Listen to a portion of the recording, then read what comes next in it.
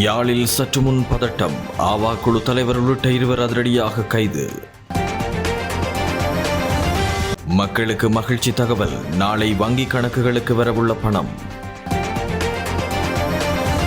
முன்னாள் அமைச்சர் பிரசன்ன ரணதுங்கவுக்கு நீதிமன்றம் பிறப்பித்த உத்தரவு. வடக்கில் போதைப்பொருள் கடத்தல் பின்னணியில் இராணுவத்தினர் ஒப்புக்கொண்ட அரசாங்கம். விவசாயிகளுக்கு வெளியான மகிழ்ச்சி தகவல்.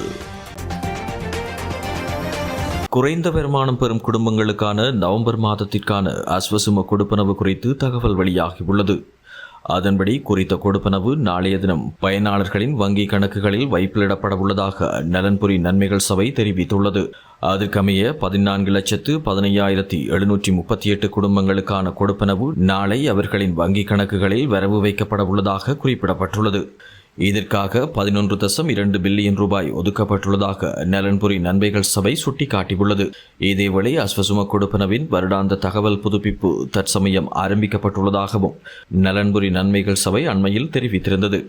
2023 ஆண்டில் அஸ்வசுமவில் முதன்முறையாக பதிவு செய்து தற்போது கொடுப்பனவுகளை பெறும் மற்றும் பெறாத குடும்பங்கள் மற்றும் தனிநபர்கள் இந்த புதுப்பிப்பை மேற்கொள்ள வேண்டும் என்றும் அந்த சபை குறிப்பிட்டுள்ளது. எனினும் 2024 ஆண்டில் மனக்குறைகளை தெரிவித்த விண்ணப்பதாரர்கள் ஏற்கனவே தகவல் ஆய்வுக்காக அனுப்பப்பட்டுள்ளதால் அவர்கள் தகவல்களை புதுப்பிக்க வேண்டிய கட்டாயமில்லை என்றும் அந்த சபை தெரிவித்துள்ளமை குறிப்பிடத்தக்கது.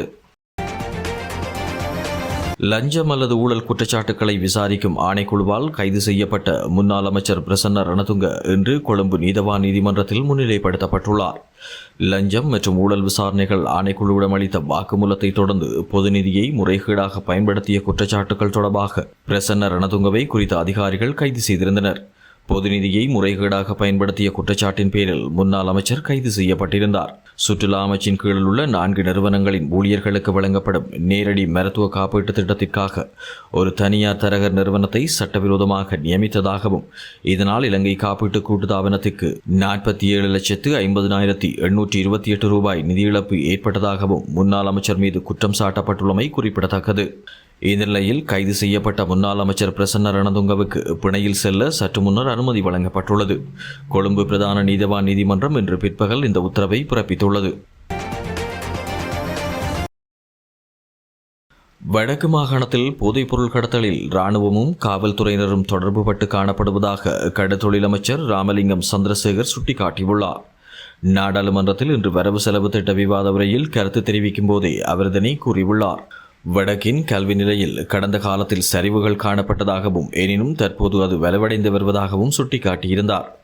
மேலும் வடக்கு கல்வி வீழ்ச்சிக்கு போதைப்பொருள் மாஃபியாக்கள் காரணம் என்றும் விவரித்திருந்தார். இதன்போது நாடாளுமன்றத்தில் கேள்வி எழுப்பிய தமிழ் தேசிய மக்கள் முன்னணியின் உறுப்பினர் கஜேந்திரகுமார் பொன்னம்பலம், அமைச்சரே, வடக்கில் கல்வி புலத்தில் வளர்ச்சி காணப்படுகின்றது என தெரிவித்தீர்கள். அதனை கணக்கெடுப்பின் மூலம் நிரூபிப்பீர்களா? மேலும் வடக்கில் போதைப்பொருள் கடத்தலில் இராணுவத்தினர் தொடர்பு பட்டுள்ளனர். அவர்களை எப்போது வெளியேற்றப் போகின்றீர்கள் என கேள்வி எழுப்பியிருந்தார். இதற்கு பதில் வழங்கிய கடற்தொழில் அமைச்சர், வடக்கில் போதைப்பொருள் கடத்தலில் கடந்த காலங்களில் காவல்துறையும் இராணுவமும் இணைந்து தொடர்பு பட்டுள்ளனர். அந்த நடைமுறை தற்போது மாற்றப்பட்டுள்ளது.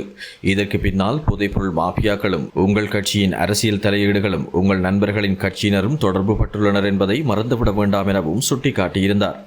இதற்கு பதில் வழங்கிய கஜேந்திரகுமார் பொன்னம்பலம், வடக்கில் போதைப்பொருள் கடத்தலில் இராணுவத்தினர் தொடர்பு பட்டுள்ளனர் என ஒப்புக்கொண்டமைக்கு நன்றி. கடந்த காலத்தில் இருந்த அரசாங்கங்கள் இதனை ஏற்றுக்கொள்ளவில்லை எனவும் சுட்டிக்காட்டியிருந்தார்.